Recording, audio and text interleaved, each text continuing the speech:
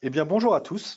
Bienvenue pour cette conférence en ligne organisée en partenariat avec le CETIM et les Instituts Carnot par les éditions techniques de l'ingénieur.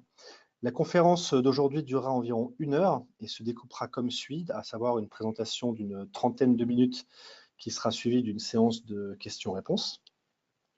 Le sujet que nous allons traiter aujourd'hui concerne les nouveautés et les tendances technologiques sur le marché de l'usinage. Pour traiter ce sujet, nous avons le plaisir de recevoir Stéphane Maniglier, qui est chef de projet veille technologique et propriété industrielle au CETIM. Stéphane, bonjour. Bonjour, bonjour à tous.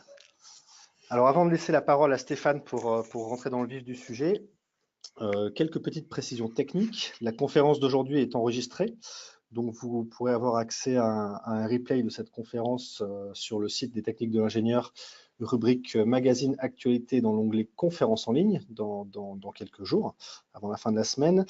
Vous disposez aussi d'un panneau, dans votre panneau de configuration GoToWebinar, d'un encart question. Donc cet encart peut vous servir soit à me faire part de problèmes techniques, de son que vous pourriez rencontrer, n'hésitez pas, on essaiera de les résoudre.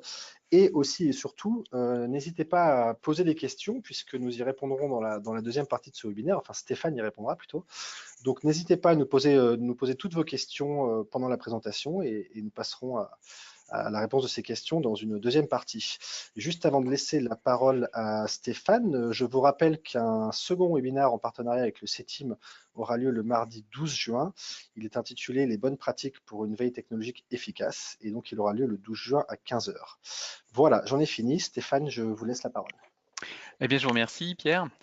Donc, bonjour à toutes et à tous. Je vous remercie d'être présent pour ce webinaire. Je vais vous faire une petite présentation sur cette première demi-heure des technologies, des innovations qu'on a pu détecter dernièrement dans les salons internationaux liés à l'usinage.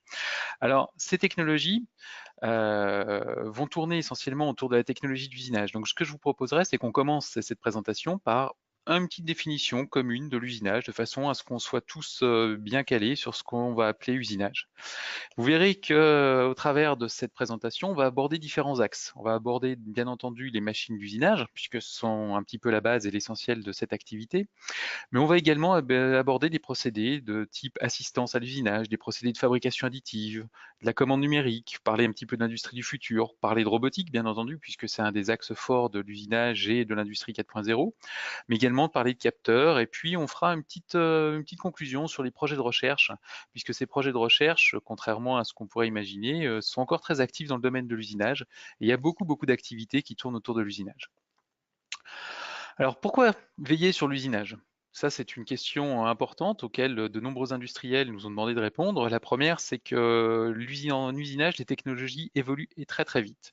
Il y a bien entendu des choses qui sont très connues. Le fraisage, le tournage sont connus depuis, je dirais, quelques siècles.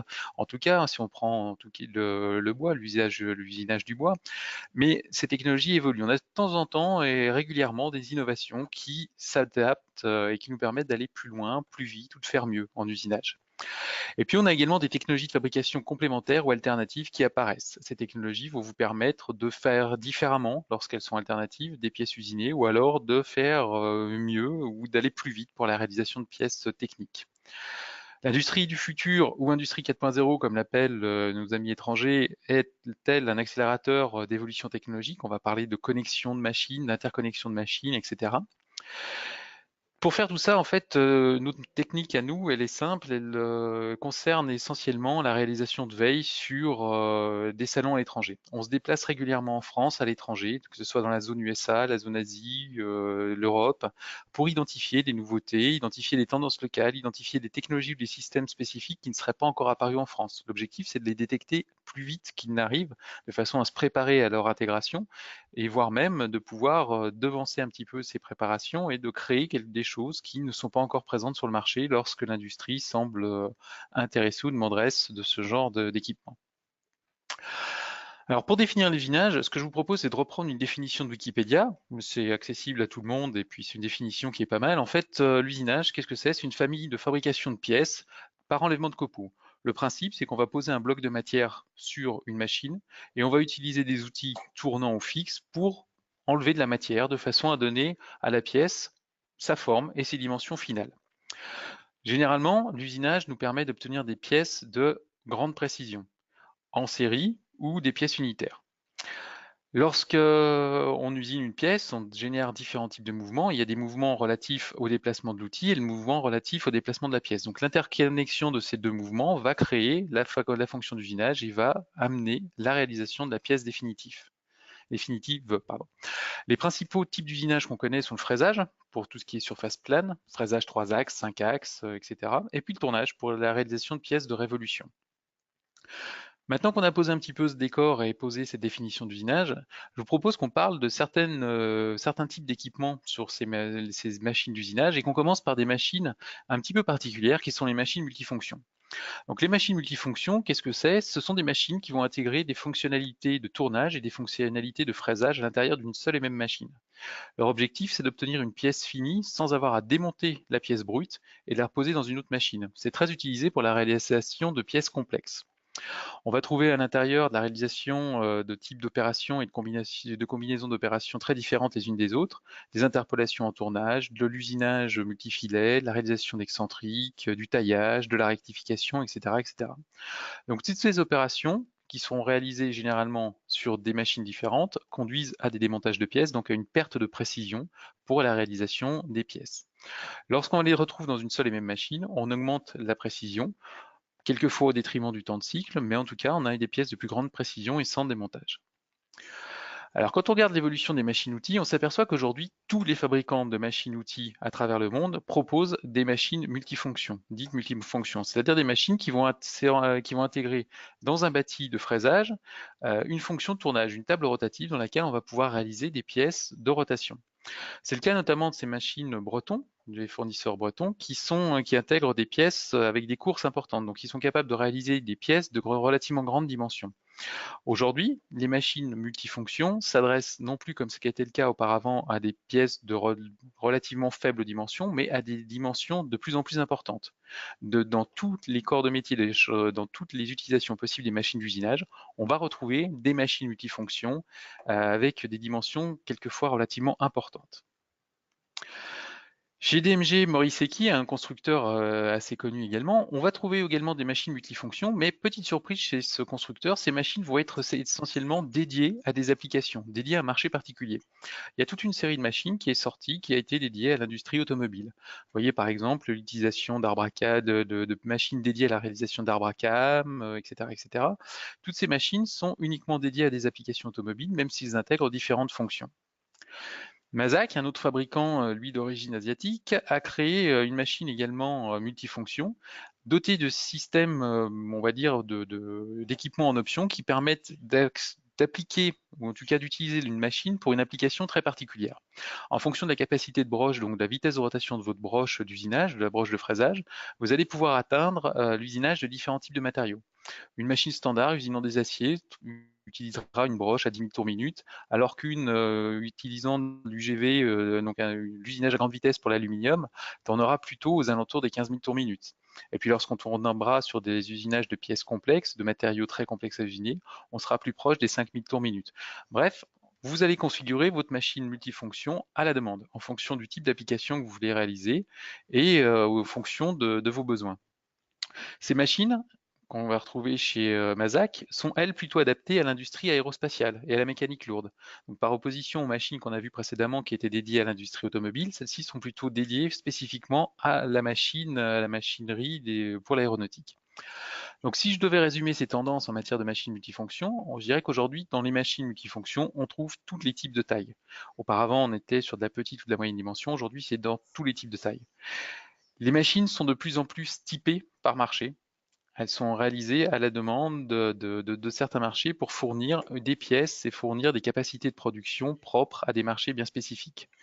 Et bien entendu, comme je vous l'ai dit, elles sont présentes chez tous les constructeurs. Ce qui était au départ imaginé comme une vue d'esprit de certains fabricants, s'est en fait très vite révélé comme devenant un standard de l'industrie.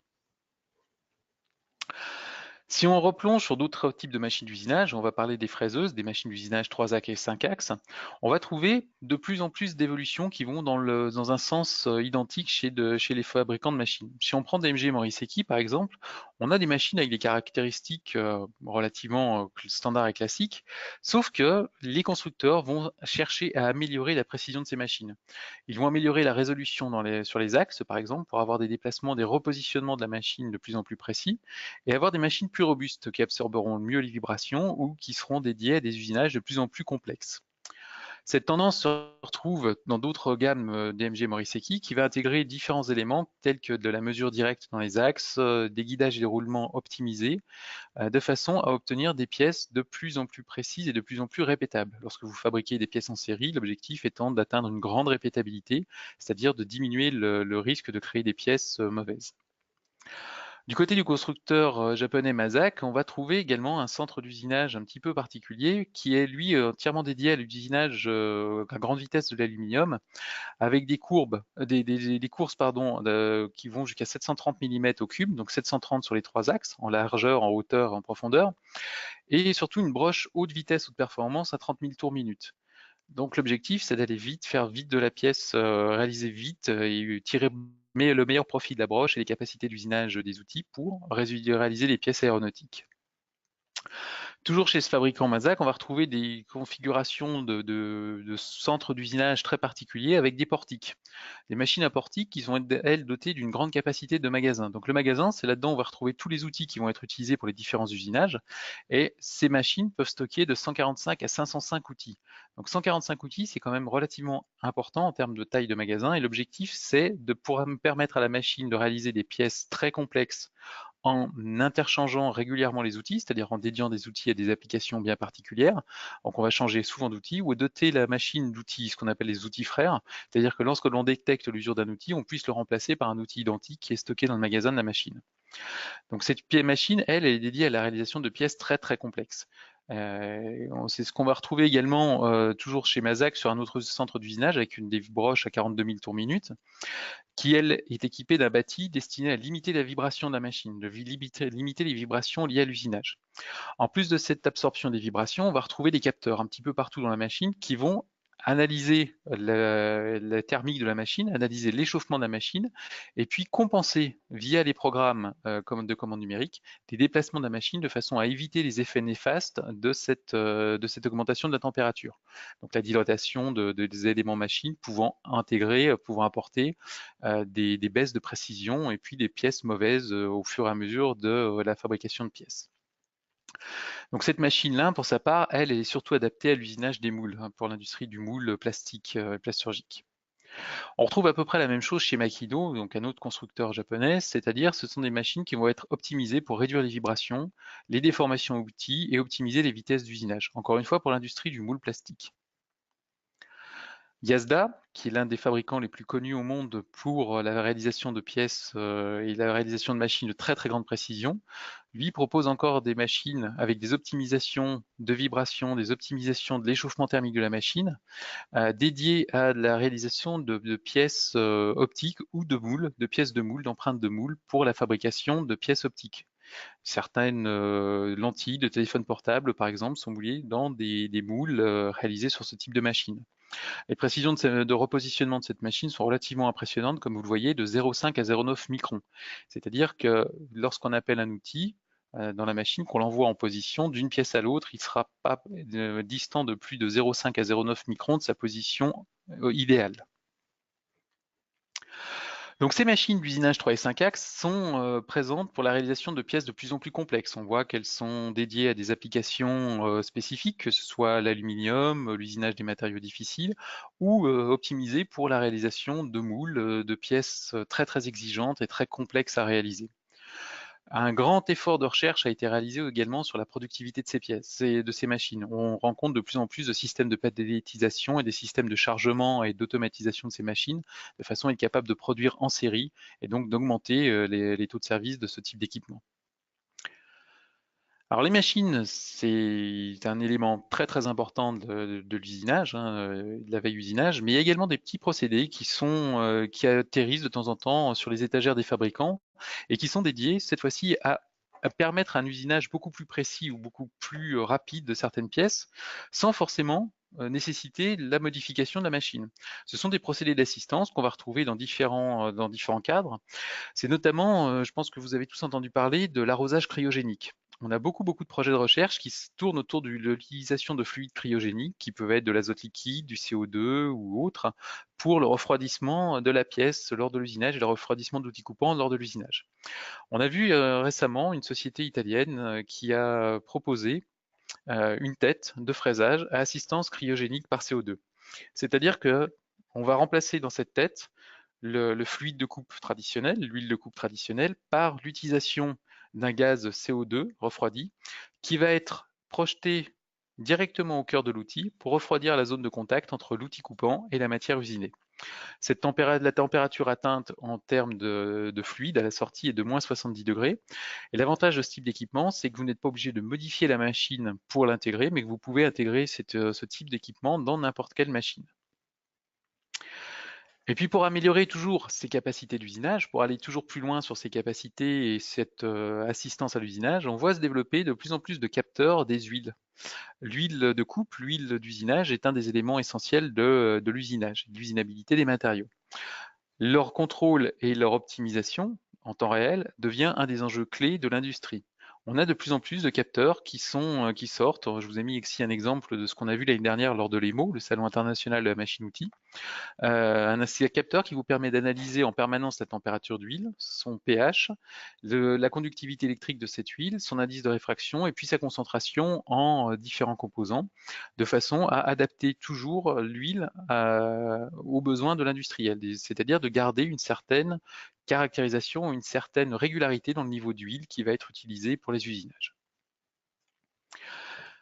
Après avoir parlé d'usinage, je vous propose de faire un petit point sur la fabrication additive. Alors la fabrication additive, on en parle beaucoup. Je voulais faire un petit topo ici sur les différentes techniques et technologies de fabrication additive qu'on voit apparaître au fur et à mesure et puis qui n'ont, je pense, toujours pas fini de nous étonner et de se développer. Alors en matière de fabrication additive, vous connaissez deux techniques différentes. Ce sont les technologies dites de dépose directe, où vous avez projeté de la poudre sous un laser pour l'agglomérer sur un substrat. Et puis vous avez les technologies dites lead poudre. Le lead poudre, vous déposez une couche de matière, de poudre métallique, et que vous venez solidifier avec un laser. Vous redéposez une couche, ainsi de suite, et vous faites croître votre pièce par croissance de dépôt de couche. Alors dans ces technologies, on a l'habitude d'utiliser des lasers rouges, des lasers tout à fait classiques. L'année dernière, on a vu arriver en fin d'année une machine de fabrication additive par un fabricant américain qui s'appelle Formalloy, qui utilisait un laser bleu. Le laser bleu, quel était l'avantage d'utiliser un laser avec une autre longueur d'onde pour ce fabricant? C'était de pouvoir atteindre en fait des capacités de dépôt sur des matériaux qui n'étaient pas atteignables par les lasers classiques. Avec le laser bleu, par exemple, on atteignait de la capacité de dépôt sur des matériaux cuivreux. On atteint également sur des matériaux plus conventionnels de meilleurs états de surface. Et puis le laser était doté d'un spot qui était bien maîtrisé, qui était bien optimisé, qui permettait d'aller plus facilement atteindre de meilleures caractéristiques dimensionnelles des pièces réalisées.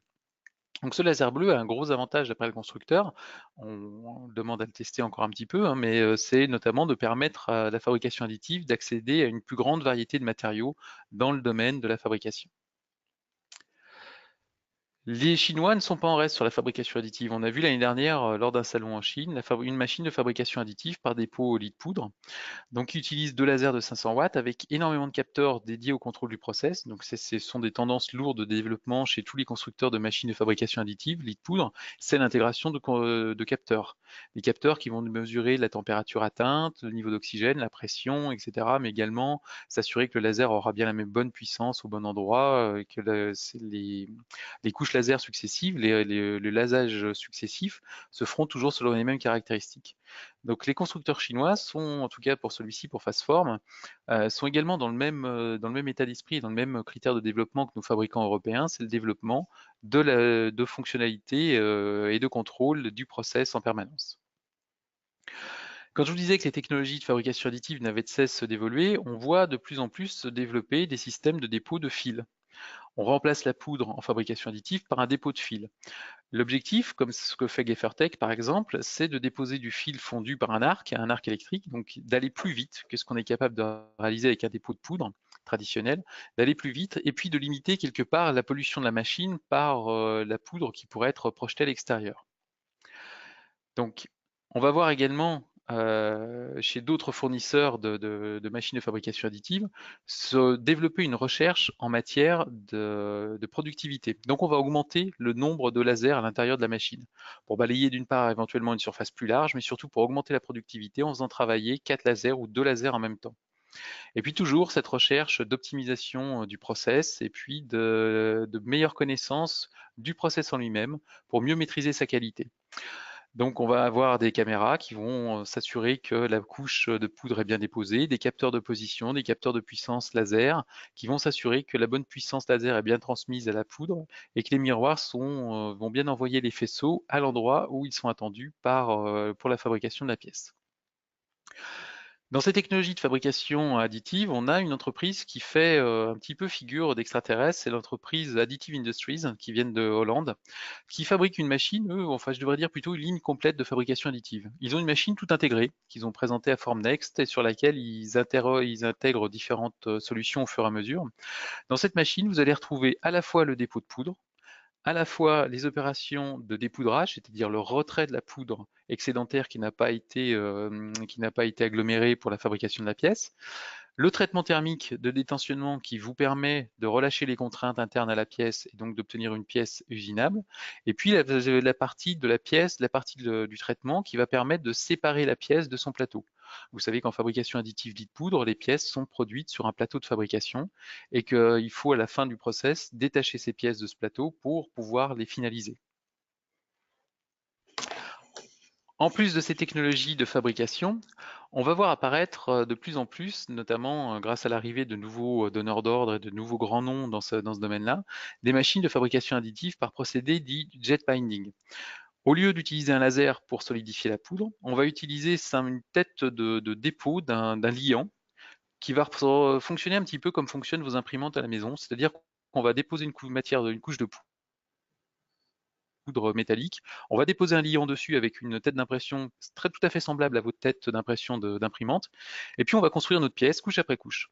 À chaque fois qu'il y a du liant, la pièce se solidifie, les grains de poudre se solidifient, et puis on va pouvoir voir comme ça monter au fur et à mesure notre pièce dans l'enveloppe de fabrication. Une fois que cette pièce a été terminée, a été construite comme par ce procédé, elle passe par une étape de frittage, donc de montée en température, pour agglomérer définitivement les grains de poudre et obtenir une pièce définitive avec ses caractéristiques métallurgiques définitives. C'est un peu le procédé du MIM, du Metal Injection Molding, sans avoir besoin d'avoir recours à un moule. Donc ces machines sont de plus en plus présentes. Je vous ai mis ici la proposition de Desktop Metal, donc la nouvelle machine qu'ils ont présentée en ce début d'année. Mais il y a également des annonces comme General Electric qui propose une machine cette année. Il y a HP qui devrait en présenter une autre cette année également ou l'année prochaine. Et puis des sociétés comme Prodways, qui est une société française, qui ont développé d'autres applications dans le domaine tout à fait proches avec des procédés hybrides entre le procédé de fabrication additive et le procédé de forge. Donc pour résumer, je dirais qu'au niveau de ces machines de fabrication additive, la tendance c'est l'augmentation de la recherche de productivité par une augmentation du nombre de lasers, un meilleur contrôle du procédé et puis le développement de technologies alternatives au laser, au développement de lasers. Stéphane, Oui. on va en profiter pour proposer un petit sondage à nos participants sur ces technos-là. Donc, je vais vous lancer le sondage. Est-ce que selon vous, est-ce que les technologies de fabrication additive sont amenées à concurrencer l'usinage? Donc, vous avez une fenêtre de sondage qui s'est affichée. N'hésitez pas à cocher la réponse qui vous semble pertinente. Et on commentera ce sondage dans quelques secondes. Donc voilà, je vous invite tous à voter. Et puis on posera la question, le sondage de tout à l'heure, on le fera à la fin du coup. D'accord. Voilà, donc vous êtes presque 80% à avoir voté, donc je vous laisse une petite dizaine de secondes en plus.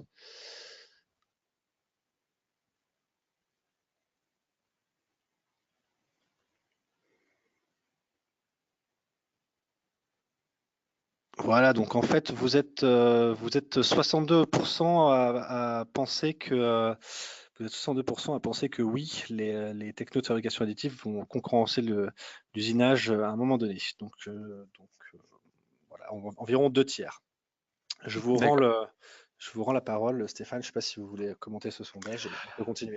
Oui, alors très rapidement, je dirais que les technologies de fabrication additive, telles qu'on les connaît aujourd'hui, telles qu'on les utilise aujourd'hui, sont surtout dédiées à des marchés de niche.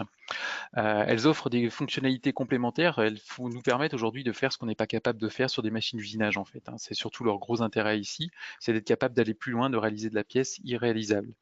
Que ce soit en petite série pour les technologies de fabrication additive sur fusion lit de poudre ou par moyenne série pour les technologies metal jet binding. Donc, est-ce qu'elles vont concurrencer demain les technologies de fabrication traditionnelles? Euh, En ce qui me concerne, j'aurais plutôt tendance à dire qu'elles vont les compléter, elles vont apporter un plus à ces technologies. Il faut savoir également que les technologies de fabrication additive, en tout cas jusqu'à aujourd'hui, et je pense encore pour de nombreuses années, ne peuvent pas se passer des technologies d'usinage.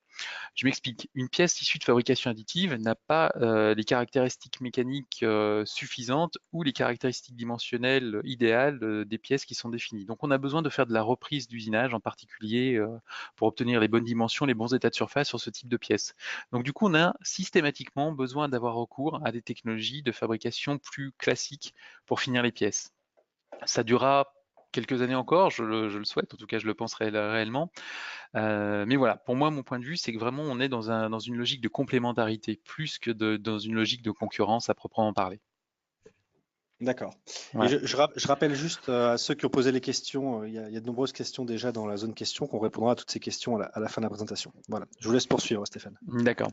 Donc je vais vous parler maintenant des machines hybrides. Donc les machines hybrides, en fait, ce sont des machines qui vont associer des fonctionnalités de fabrication additive avec des fonctionnalités d'usinage.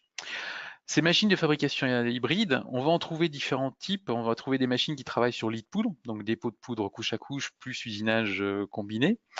On va en trouver d'autres qui vont travailler cette fois-ci sur de la dépose directe, c'est-à-dire que vous allez avoir une fraiseuse et votre fraiseuse va avoir des fonctionnalités et des capacités de dépôt de poudre par une projection via un procédé laser.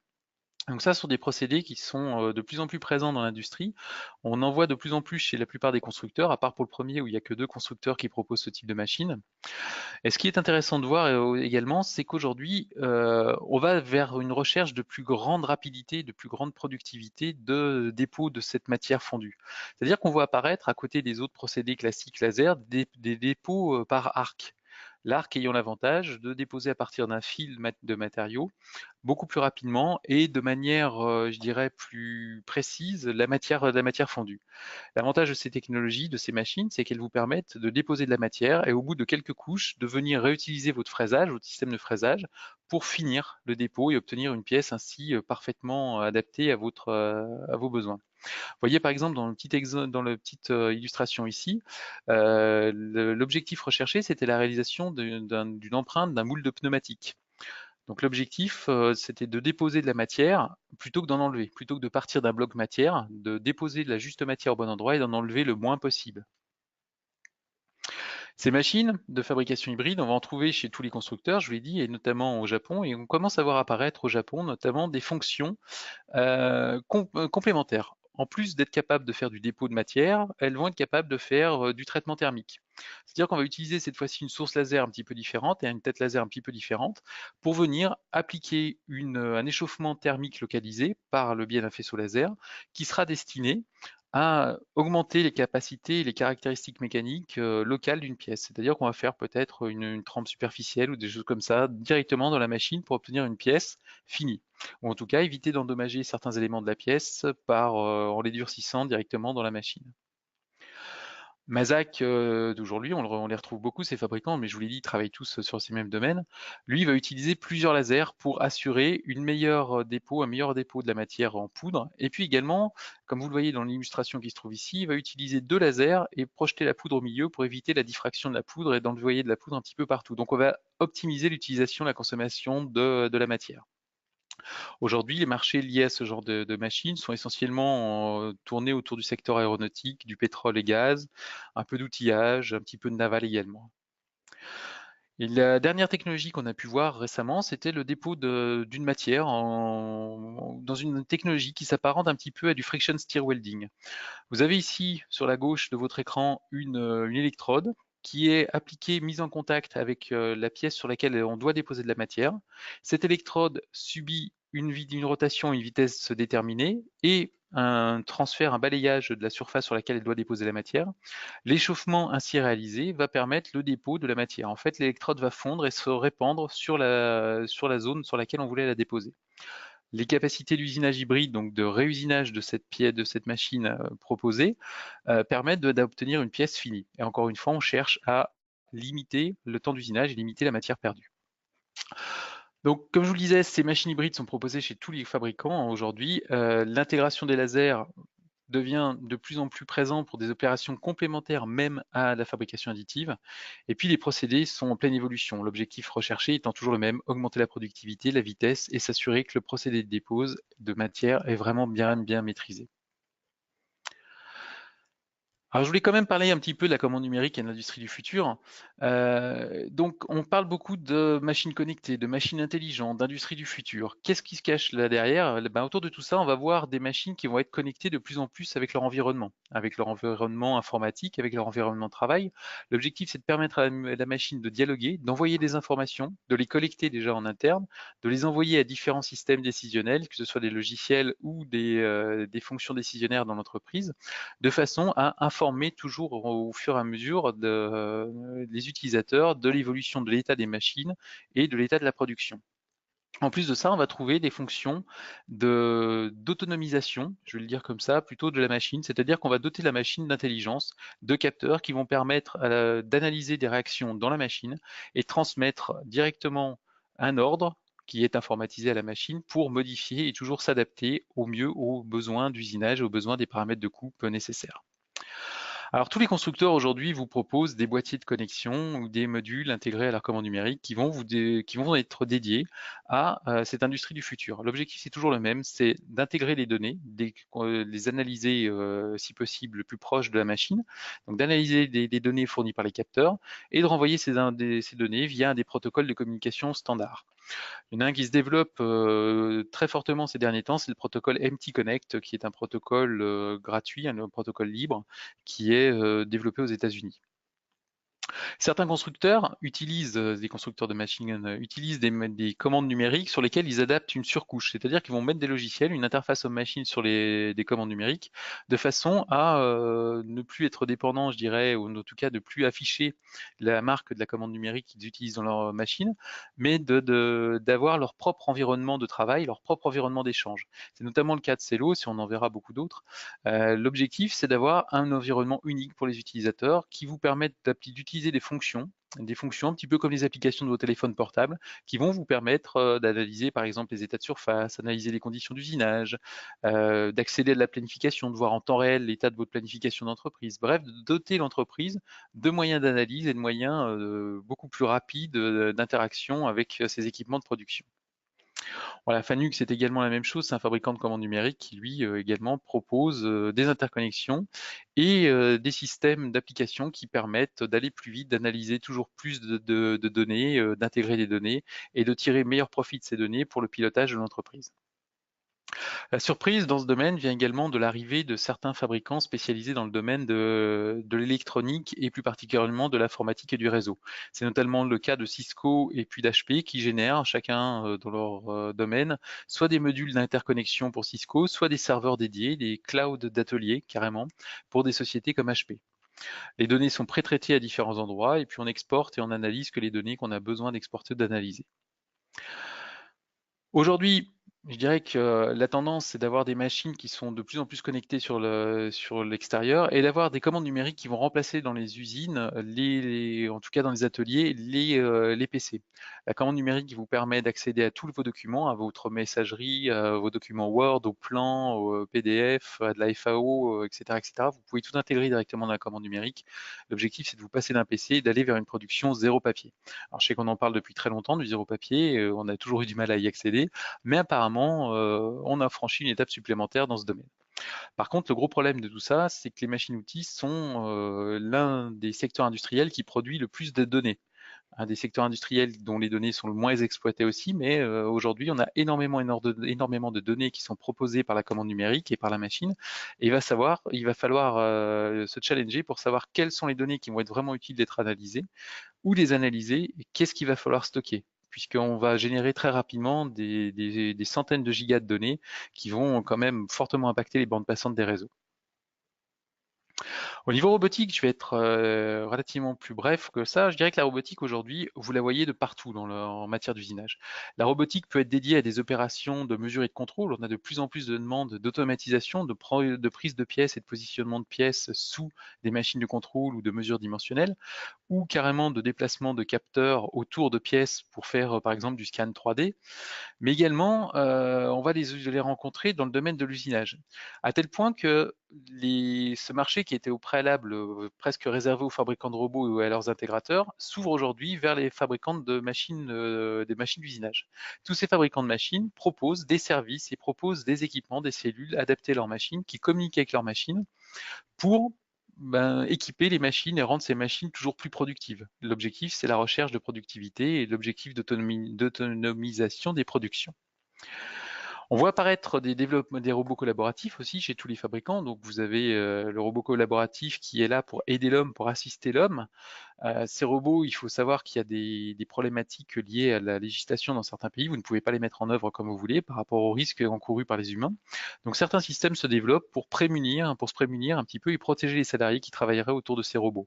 C'est notamment le cas de radars qu'on va voir un petit peu partout sur les robots classiques, ou de pots qui vont se trouver sur le robot comme ce robot Stobli. C'est en fait un ensemble de capteurs qui va analyser un contact inopiné ou non attendu du robot avec son environnement et qui va l'arrêter tout de suite. Au niveau des développements, on va voir également beaucoup de robots mobiles qui vont commencer à apparaître. On a des AGV qui apparaissent de plus en plus, mais il y a également des robots mobiles qui vont être adaptés à différents ateliers et qui vont pouvoir être déplacés d'un atelier à l'autre, qu'on va voir se développer de plus en plus. Voilà, donc en tendance, comme je vous l'ai dit, la grosse tendance, c'est les constructeurs de machines qui développent leurs propres activités pour commercialiser ces cellules, et des robots toujours plus collaboratifs et de plus en plus déployés dans les entreprises. Je vous ai parlé tout à l'heure de la machine, en vous parlant de la nécessité de la rendre intelligente et de lui permettre de communiquer avec son environnement. Ça passe par l'intégration de capteurs dans la machine. Alors, avec des capteurs, on peut avoir des capteurs métiers qui vont être dédiés à la mesure de phénomènes aléatoires dans la machine, que ce soit par exemple la présence d'un copeau dans un nez de broche, ou un contrôle de force de serrage, ou un contrôle d'effort trop important. L'objectif de ces données, de ces capteurs, c'est de protéger la machine, d'une part, donc de déclencher un arrêt machine, mais également d'informer le système d'information de l'entreprise d'un aléa qui pourrait entraîner un défaut sur la pièce qui a été usinée. Ces capteurs, on les retrouve dans la machine, mais également dans tous les équipements de la machine. On a ici un exemple sur des roulements qui sont instrumentés, qui sont équipés de capteurs, ou dans des poches de roulement dans lesquelles on va intégrer des capteurs pour analyser en permanence ce qui se passe, analyser les réactions de la machine et les comparer par rapport à un modèle global et déterminer un risque de collision ou déterminer un phénomène aléatoire et indésiré sur la machine pour l'arrêter, ou remonter au service après-vente carrément un fonctionnement anormal et pouvoir générer une opération de maintenance. Et ces capteurs qu'on se trouve dans tous les types de machines vont se mettre aussi à être communicants. Et les équipements qui intègrent ces capteurs vont communiquer avec des systèmes qui peuvent être des systèmes d'information de l'entreprise, comme des systèmes liés à des tablettes ou des systèmes mobiles pour informer l'opérateur, la personne qui se trouve dans l'atelier, d'un défaut ou d'une évolution de certains paramètres d'usinage. Tout ça, ce sont des tendances relativement lourdes dans le domaine de l'usinage. Maintenant, oui, pardon. Stéphane, excusez-moi, on va faire un deuxième et dernier sondage. Au niveau sectoriel, quelle sera selon vous la place de l'usinage dans l'automobile? Est-ce qu'il sera fournisseur principal? Est-ce qu'il sera en retrait par rapport à d'autres technologies mises en œuvre? Ou est-ce que ça restera à peu près à l'identique? Je vous invite à répondre. Et effectivement, on a beaucoup de questions. Donc, je rappelle effectivement à ceux qui en ont posé qu'on ne va pas tarder à y répondre, du coup, puisqu'on arrive en fin de présentation. Voilà, je vous laisse encore voter 10 secondes.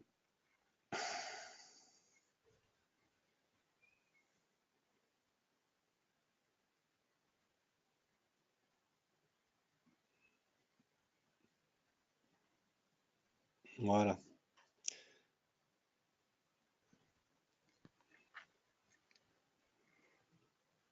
Bah écoutez, c'est très équilibré puisque du coup, à la question quelle sera la place de l'usinage dans l'industrie automobile, pardon, 29% des gens répondent, des participants répondent fournisseur principal, 38% en retrait par rapport à d'autres technos mises en œuvre et 33% restent à l'identique. Donc en retrait par rapport à d'autres technologies mises en œuvre arrive en tête et après reste à l'identique au fournisseur principal à peu près équivalent. D'accord. Je vous repasse la main. Merci. Donc un dernier point, une fois qu'on a fabriqué nos pièces, il faut encore les mesurer pour s'assurer qu'elles soient correctes. Alors certaines mesures peuvent se réaliser sur machine, d'autres mesures vont se faire directement à l'extérieur de la machine une fois que la pièce a été produite. Au niveau des tendances de ce secteur, on va voir apparaître l'arrivée de nouveaux paramètres justement liés à l'usinage. On va plus se contenter aujourd'hui de mesurer des états de surface. Dans de nombreux cas, on va aller vers de la caractérisation de surface polie pour définir un niveau de rugosité, non pas un niveau de rugosité, mais un niveau de polissage de réfraction d'indice lumineux. C'est-à-dire que dans beaucoup de marchés, on va chercher à obtenir une pièce, entre guillemets, excusez-moi l'expression, mais belle ou esthétique, et que ce critère esthétique va devenir l'un des critères de qualité perçue de la pièce. Comme on a beaucoup de mal à le mesurer, différemment de l'utilisation de l'œil humain, on va chercher à créer des systèmes qui vont être basés sur de la mesure, de la caractérisation, de façon à s'assurer que les pièces produites auront bien les caractéristiques attendues et que toutes ces caractéristiques ne seront pas subjectives en matière de contrôle. C'est le cas de ce qu'on voit chez Polymatic, de ce système qui permet d'analyser des surfaces, alors relativement modeste pour l'instant, mais comme vous le voyez, le système est balayé et déplacé par un bras robotisé qui permet le balayage d'une grande surface de la pièce. Ça vous permet d'aller faire de la mesure sans contact et de l'acquisition de données sur la caractérisation des surfaces polies des pièces. Autre tendance lourde, l'intégration de capteurs supplémentaires dans les MMT. Les machines de mesure tridimensionnelles sont, elles, dédiées généralement à de la mesure de dimension.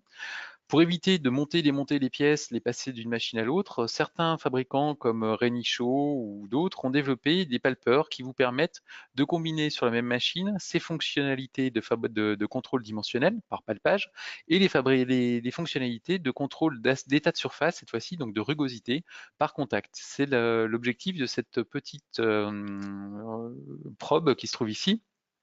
Cet objectif, c'est donc d'un palpeur qui va venir palper la surface de la pièce et puis mesurer cette rugosité sans que vous ayez besoin de déplacer votre pièce d'une machine de mesure tridimensionnelle à une autre. Alors, une tendance relativement récente et très lourde dans le domaine du pilotage de la production, qui a été présentée par Renishaw et par un autre fabricant, Hexagon Métrologie, là, c'est carrément d'être capable de rétroagir. On revient dans l'industrie 4.0 avec la machine. L'objectif, c'est, une fois qu'on a mesuré une pièce, de la mesurer. Donc on a fabriqué une pièce, pardon, de la mesurer et de renvoyer à la pièce qui est en train de s'usiner sur la machine, donc de la pièce suivante, des correcteurs de façon à corriger automatiquement les dimensions obtenues et cherchées par l'usinage, de façon à ce que la pièce suivante soit bonne, qu'elle corresponde aux caractéristiques. En fait, on va chercher à automatiser un processus humain classique qui était mesure d'une pièce après sa réalisation, rentrer des données de correction dans la machine et produire une pièce suivante bonne. C'est ce que fait également donc Hexagon Métrologie, qui est capable de renvoyer ces corrections directement avec d'autres fabricants de machines et de commandes numériques comme Fanuc ou autres. Donc ça, c'est une tendance qui a tendance à se développer avec l'industrie 4.0. Voilà, donc cette tendance, on va la retrouver. On va retrouver également en matière de tendance des caractéristiques liées plutôt au serrage des pièces. On va voir de plus en plus sur les machines des fonctionnalités de serrage et d'optimisation des serrages et de contrôle en permanence des serrages. Alors pour finir cette présentation, comme je vous l'ai dit, quelques petits projets de recherche. Non, l'usinage, même si c'est une technologie assez ancienne, il n'est pas mort, bien au contraire. Il y a encore beaucoup de recherches dans le domaine de l'usinage et les ingénieurs mécaniques ont beaucoup de boulot encore devant eux. Il y a des projets européens qui travaillent notamment sur l'autonomisation, encore une fois, de la machine, donc l'intégration de capteurs dans les porte-outils de machines-outils, de façon à détecter des phénomènes et être capable de corriger très rapidement ces phénomènes pour obtenir non plus une pièce suivante bonne, mais que la pièce qu'on est en train de réaliser soit bonne du premier coup, qu'elle ait toutes les caractéristiques dimensionnelles, état de surface et aspect de surface corrects. C'est également l'objectif d'un autre projet européen qui s'appelle BaseMode, qui est ici présenté, dans laquelle vous trouvez des fonctions de surveillance et de rétroaction en permanence avec le procédé d'usinage, afin de permettre d'obtenir des pièces toujours identiques en termes de caractéristiques. Voilà, donc je remercie pour votre attention. Je vais laisser la place aux questions. Juste un petit mot pour vous dire vous pouvez retrouver toutes ces informations, les dossiers de veille dans la mécathèque du CETIM. Vous retrouvez les notes de veille, les dossiers de veille thématiques qui sont réalisés, des fiches technologies prioritaires d'usinage et puis bien entendu beaucoup de comptes rendus. Donc cet espace étant réservé là cette fois-ci aux cotisants CETIM. Voilà, j'en ai fini pour cette présentation. Donc maintenant, je vous propose qu'on passe à la partie des questions. Eh ben, merci Stéphane, merci pour cette présentation. Donc, il y a pas mal de questions, on a du temps pour les traiter, donc je vais commencer tout de suite. Mhm, Alors, question spécifique sur l'arrosage cryo. Pour l'arrosage cryo, mhm. n'y a-t-il pas un arrachement de matière si c'est trop froid? À quelle température travaillez-vous? Alors, il y a différents types de systèmes cryogéniques. Il y a les cryogénies azote liquide et les cryogénies CO2. Le risque d'arrachement de la matière, c'est un petit peu ce qu'on recherche en fait, hein. Le lubrifiant a également un rôle notamment quand vous voyez des lubrifiants arriver avec des hautes pressions, des huiles balancées à haute pression. L'objectif, c'est également de favoriser l'arrachement du copeau. En matière de température atteinte sur des technos, je dirais qu'ils diffèrent d'un fournisseur de système à l'autre. Vous avez vu qu'ici, en sortie d'outil, on était à moins 70 degrés sur la machine à CO2. Les machines azote liquide, on va dire on part d'un endroit, au départ de la machine, on va être à moins 150, moins 170 degrés pour atterrir au bout de chaîne à des températures un petit peu plus hautes pour aller dans ce sens-là, c'est-à-dire qu'on va être dans les moins 120, moins 110 degrés, moins 90 degrés. Encore une fois, ça dépend beaucoup de la technologie qui va être utilisée. L'arrachement en lui-même, c'est ce qui est recherché. Ce qui peut être problématique, c'est l'endommagement de certaines caractéristiques outils. Il y a eu beaucoup de travaux qui ont été nécessaires pour mettre en place des joints pour l'arrosage centre Bosch qui ne soient pas endommagés par le liquide froid, par le fluide froid, par exemple. Il y a des questionnements actuellement, beaucoup de centres de recherche se posent des questions sur des contraintes que peuvent générer un refroidissement important de la pièce à sa superficie. Bref, il y a beaucoup de travaux qui sont encore en cours sur ce domaine-là, mais je dirais que l'arrachement du copeau, non, c'est pas vraiment le plus pire des scénarios pour le moment. Quelle technologie se rapproche, alors question suivante, quelle technologie se rapproche le mieux des caractéristiques mécaniques de l'acier, voire de l'inox? Caractéristiques mécaniques de l'acier, voire de l'inox. Je dirais, ça dépend de ce qu'on cherche à obtenir. D'accord. En termes d'usinage, voilà, ça dépend vraiment de ce qu'on cherche à obtenir en termes de caractéristiques, de précision dimensionnelle, de capacité de réalisation, de vitesse, de fabrication, de volume, de taille de série. L'usinage a encore très beau jour hein, dans ce domaine. Je pense que l'usinage est une valeur sûre. D'accord. Qu'en est-il de la Kobo? N'est-ce pas La l'avenir de cobotique. la production? Oui, la cobotique. La cobotique, effectivement, les cobots se développent de plus en plus. Ils sont là pour assister l'être humain, le dégager d'opérations complexes, d'opérations lourdes et sources de TMS. Aujourd'hui, on a, je dirais, encore peu d'utilisation de la cobotique par rapport au marché mondial hein, du robot. Cette techno est encore, enfin cette technique est peu utilisée encore, même si elle se développe de plus en plus. Euh, la cobotique peut pêcher dans certains cas par des absences de pièces lourdes, de manipulation de pièces lourdes. Elle a un gros avantage, c'est la fabrication et la programmation très simple, très simplifiée des robots, des parcours de robots avec des fonctions d'apprentissage. Voilà, aujourd'hui, on voit beaucoup, on a vu notamment sur la foire de Hanovre au mois d'avril, de plus en plus de systèmes cobotiques. Par contre, leur intégration dans l'univers de production est encore un petit peu en deçà, je dirais, des prévisions et de ce qu'on pouvait en attendre. D'accord. Alors, question sur les data. Est-ce que trop d'informations ne va-t-il pas tuer la performance des contrôles data internes à la machine? C'est un vaste sujet et c'est effectivement c'est une des grosses problématiques émises par les fabricants de machines aujourd'hui et par les fabricants de capteurs. Comme je le disais, le challenge est de savoir qu'est-ce qu'il faut analyser et pourquoi. Le pourquoi a toute son importance. On est obligé aujourd'hui capable de sortir tout un tas de données sur la machine. S'il faut tout traiter, tout analyser, vous allez perdre régulièrement de la réactivité. Donc le vrai challenge, c'est effectivement de savoir ce qu'on va devoir utiliser, à quel moment l'interpréter. Est-ce qu'il faut avoir une surveillance de tous les paramètres en temps réel? Est-ce que certains paramètres peuvent ne pas être simplement analysés heure par heure, minute par minute ou journée après journée. Bref, il y a énormément, énormément de travaux qui vont être à réaliser là-dessus et je pense que on n'est pas au bout de nos surprises. Si aujourd'hui les capacités sont ouvertes et qu'on peut faire de grandes choses, on va rapidement, à mon sens, se restreindre vers des domaines d'application très particuliers et se restreindre sur vraiment on va dire l'essentiel et non plus analyser le superflu. Hmm, d'accord. Alors, question sur le coût des technos. Est-ce que le coût de ces nouvelles technologies, ce coût-là va-t-il baisser dans les prochaines années? La personne prend l'exemple de l'impression additive métal. Mhm. Alors, ces technologies baissent en termes de coûts. Le nombre de machines vendues augmentant chaque année, c'est pas encore important, c'est pas encore au stade du nombre de machines, outils d'usinage qui sont vendus, mais on a de plus en plus, on a une croissance régulière du nombre de machines de fabrication additive vendues. Les tarifs baissent, mais parallèlement, la complexité de ces machines augmente avec l'intégration de plus en plus de capteurs, de plus en plus de lasers. Donc, finalement, on voit peu d'effets sur le coût de cet équipement. Mais les tendances vont être sincèrement, normalement à la baisse des tarifs. D'accord.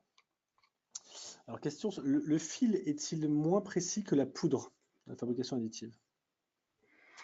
Moins précis dimensionnellement. Alors le fil se dépose. Alors le fil a un problème, c'est qu'il a des dimensions relativement différentes. C'est-à-dire que vous pouvez déposer du fil qu'à partir de la dimension du fil plus le bain de fusion de ce fil qui va se réaliser autour. Un fil de 0,6 mm, par exemple, si vous le déposez et que vous l'échauffez, la zone de recouvrement de votre pièce va être peut-être de 0,7 mm ou de 0,75 mm en fonction de la puissance du matériau, etc., de sa façon de couler. Alors, il sera un petit peu moins précis dans ce positionnement que la poudre, on sera un petit peu moins fin. Par contre, il va être déposé beaucoup plus finement et si on prend une machine de dépôt direct, donc de projection de poudre, le fil va rester à l'endroit où on l'a déposé. Alors que les machines à dépôt direct ont tendance à envoyer un petit peu de matière à l'extérieur des zones et donc à créer un petit peu de perturbation autour de la zone où on n'attendait pas de la poudre. Donc, je dirais c'est pas si simple de répondre à cette question en termes de précision en fait. En termes de précision dimensionnelle, on maîtrisera mieux un dépôt de fil qu'un dépôt de poudre, D'accord, en tout cas. d'accord. Alors, question sur la tête de fraisage de marque italienne, Mhm. Alberti Umberto. La Oui. solution CO2 pour tête de fraisage propose du CO2 en sortie de tête à moins 70 Mhm. degrés. Mhm. Donc, première question, le CO2 est-il gazeux en sortie? Deuxième question, y a-t-il de la neige qui se forme?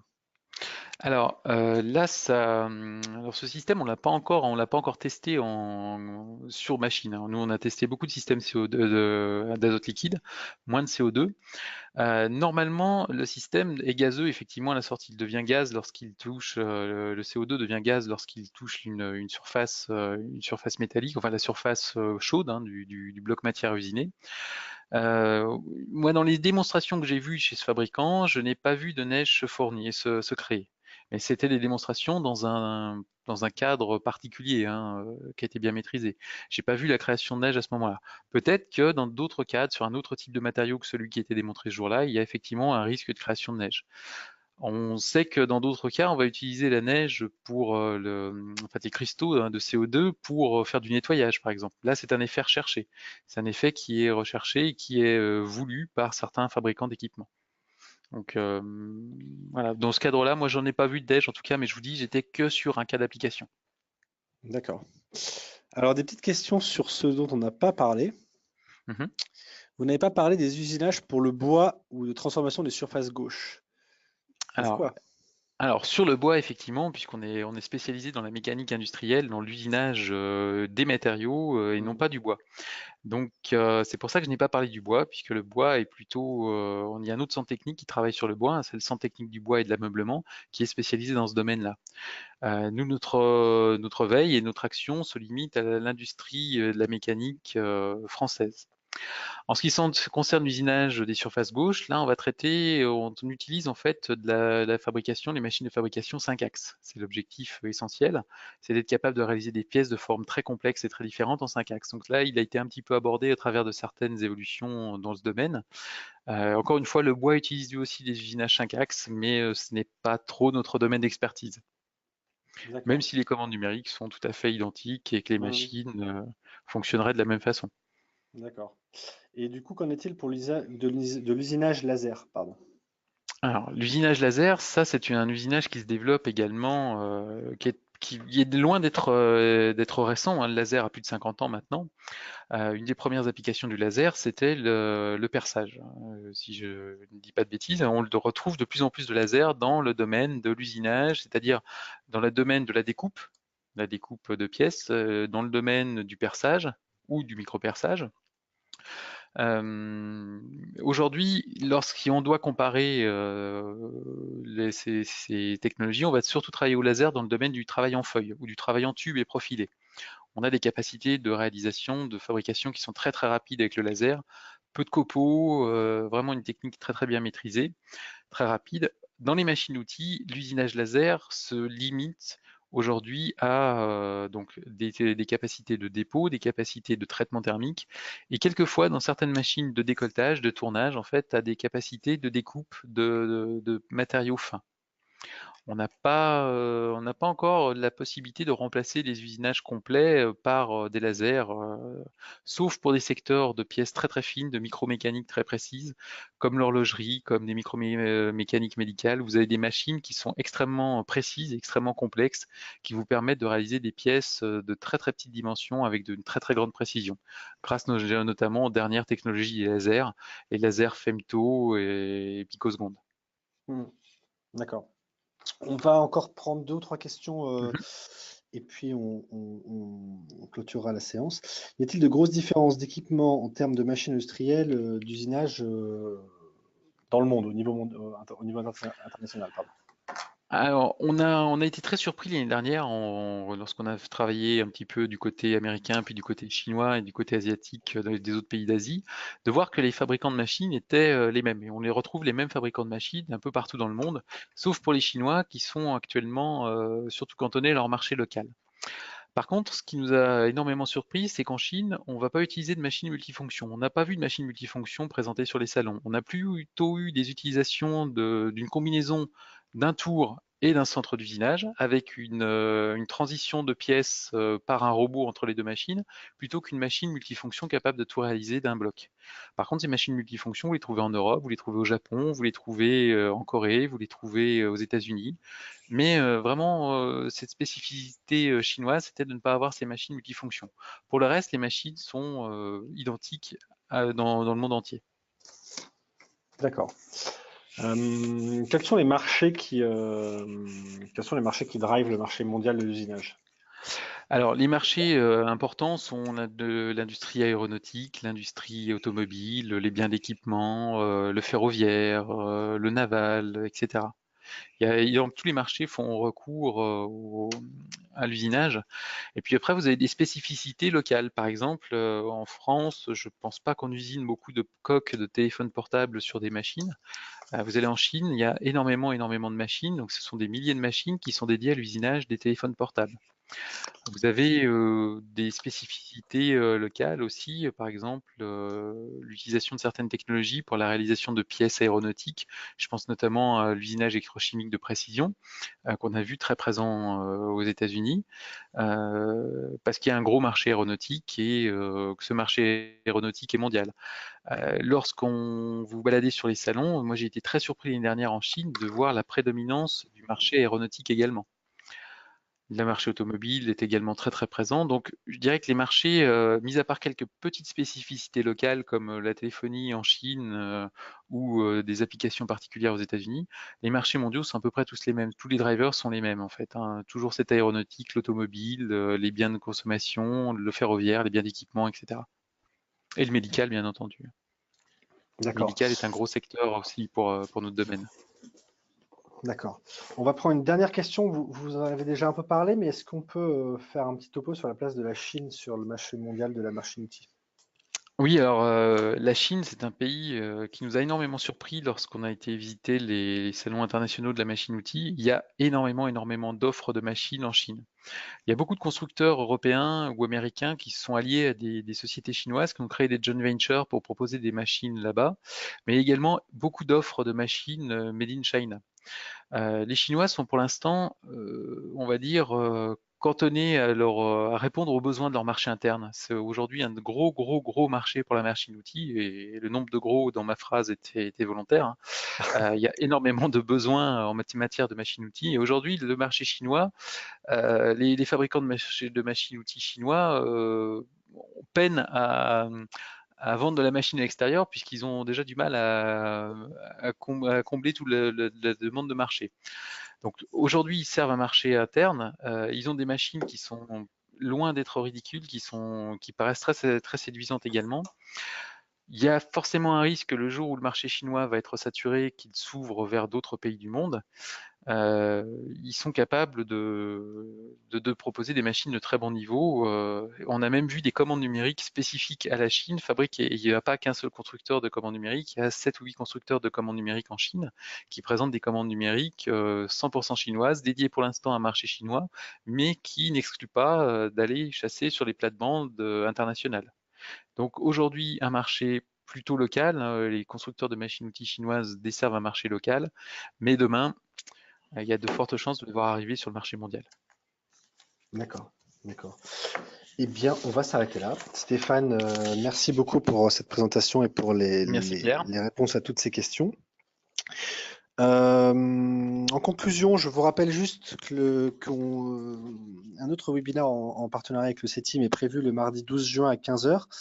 Il s'attaquera aux bonnes pratiques pour une veille technologique efficace.